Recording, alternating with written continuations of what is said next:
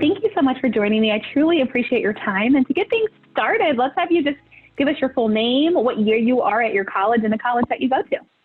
Okay, so I'm Daniela Marie Contreras de la Cruz, full name. I love it. I just graduated El Centro College in May 2020 now. And then I'm transferring to University of Texas at Arlington now, August 2020. Perfect. Thank you so much for that. And also, if you could just give me your background, tell me, what country you're from and what brought you over to the United States. Okay, long story. Okay, I'm from the Dominican Republic. And what brought me to the United States is basically what I wanted to study. It's not offered in the Dominican Republic, not in the way that I wanted it. I'm currently studying criminal justice, and here it's basically either you're a police officer or you're a lawyer. And I wanted more than that. I want to go into law enforcement. So I didn't find what I was looking for, and I'm like, okay, I know they have it here. I see it on the TV a lot. I know it's kind of funny, but it's true. So I just did my research and I said, well, this is what I like. And that's just my dream. So that's what brought me here. I love it. Thank you so much for sharing that story with us. And to get things started, I just want to ask you, what are you currently doing now? Are you studying it online? Are you this summer looking for a job? Just kind of give me a scenario of your current situation and where you stand. Well, my current situation is basically trying to figure it out. How am I going to start school in August, in the fall? It's a transfer process. So overall for international students, that's already something that will take a lot of time, paperwork and all that stuff. At the same time, with the whole COVID situation, the pandemic, it's just challenging. I didn't have any classes to take during the summer, so that was not an option. But basically, I am focusing on finding the ways to be able to transfer successfully. And the main reason is just financial situations that I'm moving around. So that's my biggest thing that is taking up my mind right now. Yeah, and I know it's probably hard to think about the future, but I'm curious to ask you, what are your plans after you graduate college? Have you got that far yet? Are you still thinking about it? I've gotten even farther than that. So my biggest dream is to one day become an FBI agent. And that's just maybe 10-year goal. My goal after I graduate from college is hopefully continue to my master's and then get to my doctorate. I don't want to stop studying until I reach my goal, but obviously it always depends on the things it depends on what happens in the moment. So definitely my plan is to just continue, hopefully get a job where I can just go to school for my master's and also be working in the field. Even if it's just as a secretary, it doesn't matter, but work in the field so I can get some experience while I also work towards my master's. Thank you for that. I love that. Cool story. We have something in common because I used to want to be an FBI agent. And so in high school, I did this program where I got to go to Quantico, which of course is where the FBI, so it was super cool. Obviously I've changed now, but I love that you want to be an FBI agent. And just going off of that, I mean, there's just so much going on, right, with the FBI and government when you think about it. So I want to ask you, what is your reaction to the news that ICE is requiring international students now to take in-person classes to keep their student visas?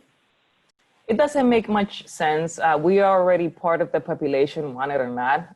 We count towards the population in the United States. We count towards the economic impact and even the pandemic. So if they're trying to do it to reduce the numbers for the pandemic, it's really not the way you should do it because we are already in the United States. We were already impacted by being in the United States. So if it affected any other citizen, it just affected us in the same way.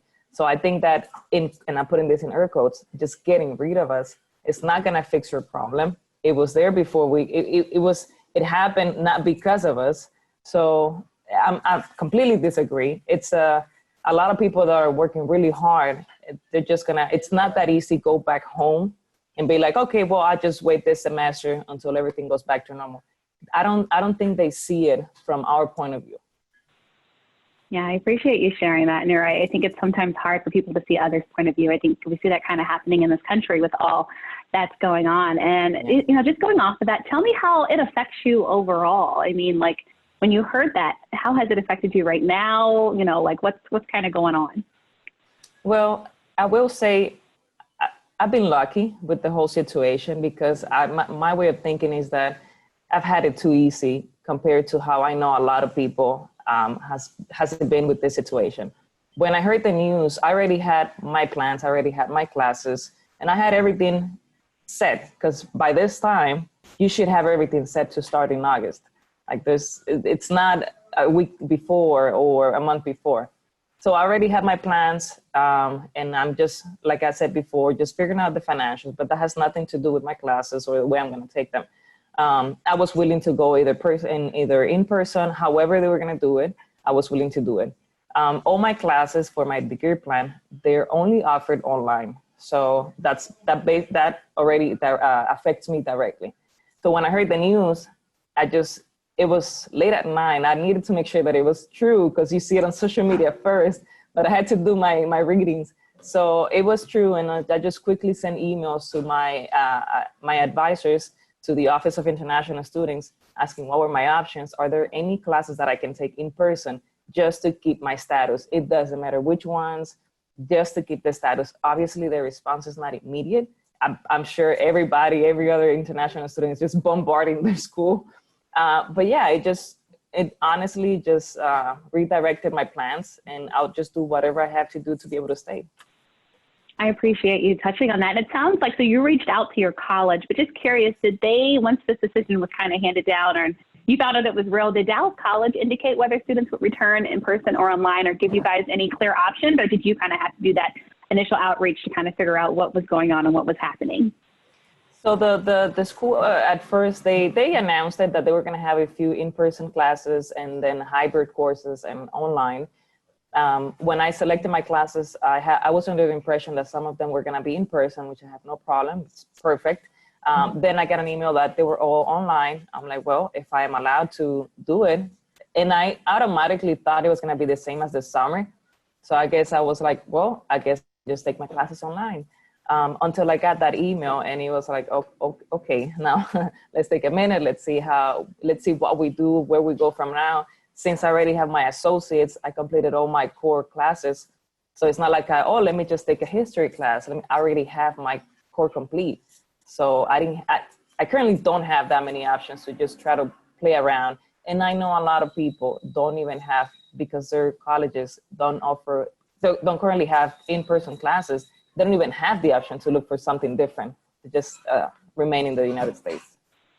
Wow. See, it's so complicated, but I just hope we find a happy medium, because obviously you ought to just be able to get your degrees and study, right? And go after that American dream. And just going off of that, I mean, I know it's probably a hard question, but what would it mean to you if you were forced to leave the United States, if nothing changes with this decision? Like I've said before, I feel fortunate the way I've been with the situation. I'm at a point in my educational career that I want to be involved. It's not just let me go to the classroom and go back home. So being there, being around, being involved on campus, and if I want to go into law enforcement, my plan is to volunteer with the police department, is to just be there, because even though you get that piece of paper at the end, which is your title, your diploma, that doesn't get you where you want to go. So my biggest problem is that I'm not going to be there. I'm going to miss out on opportunities. With the current COVID-19 situation, I want to be there and help out, and at the same time gain experience. I want to see what I can offer and get some experience in return. So I'll say that my biggest challenge was going to be not be present, because I have no problem with online classes. And then traveling, obviously, we already have a life in the United States. It might not be your whole family, but you already have a lifestyle. You're already used to those things that you've been doing for 2-3 years.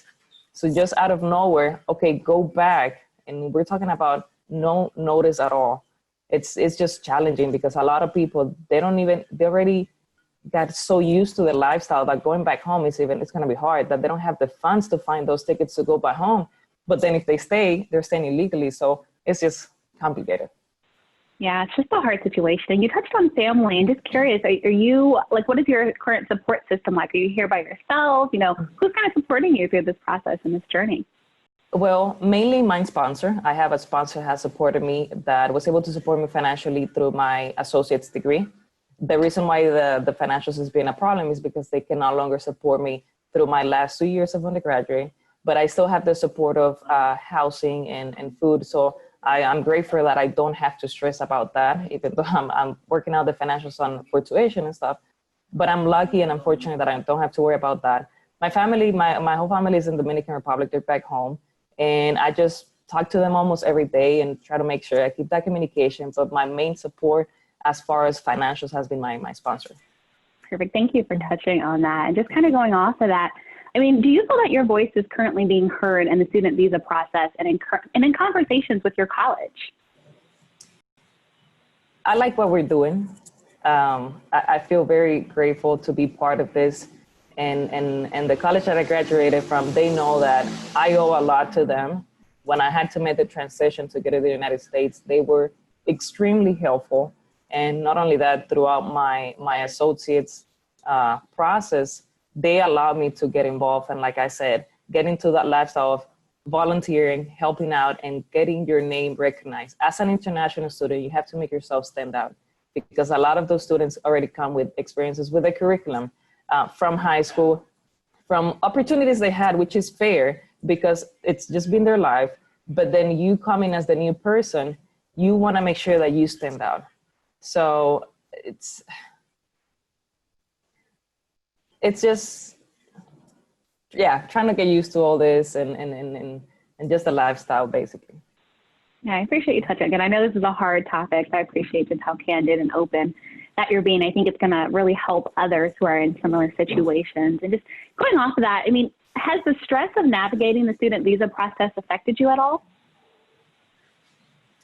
It's the uncertainty. What stresses, and I'm sure it's just everybody, is the knowing that just like now, at any time, something can happen. And then who knows what's going to happen? Let's say that, yes, we have to go back home this semester. How can you know that next semester you'll be allowed to go back? How do you know that you'll be allowed to finish your diploma? How do you know? So it's the uncertainty. It's just everything with international students is just sitting and waiting for something to be informed or submitting the applications. It's just the whole process, no matter what part you're standing. If it's the beginning, the middle, or the end, it's the uncertainty.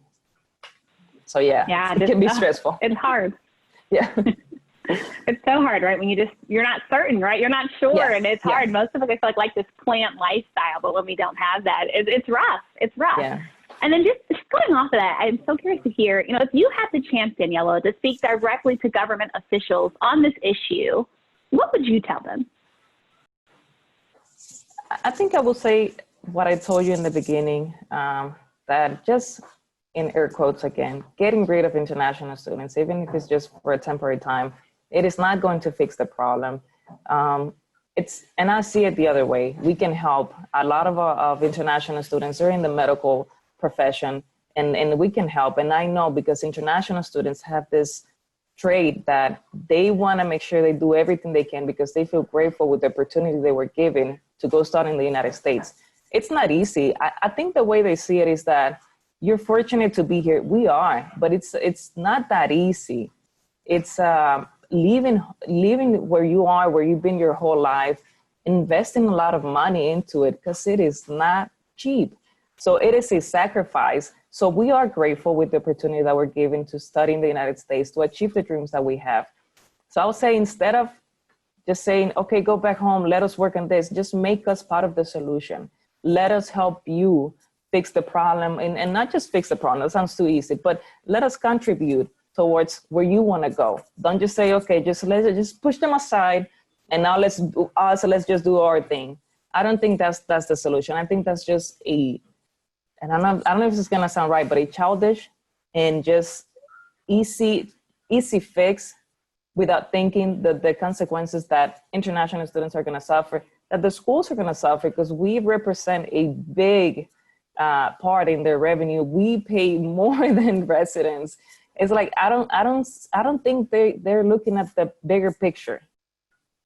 Yeah, I appreciate you touching on that. You're right. I've seen those prices. International student prices are crazy, right? College tuition is already crazy, but add in the international price. And just going off of that, I want to ask you, what do you think maybe are some of the biggest misconceptions that people have about international students?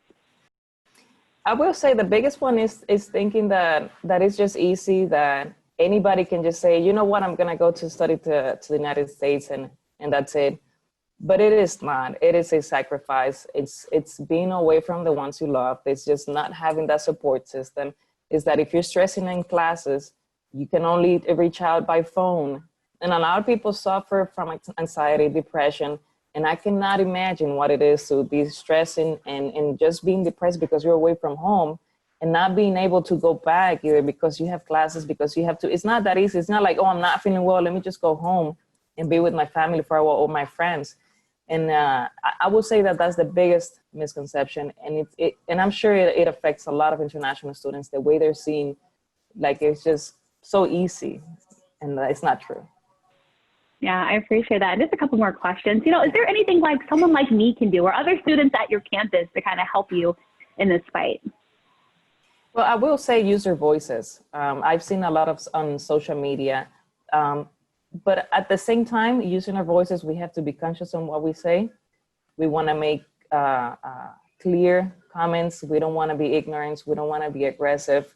We just want to show that our point, it's valid, that we can help, we can be part of the solution, like I was saying earlier, and just use your voice, because we obviously cannot use force.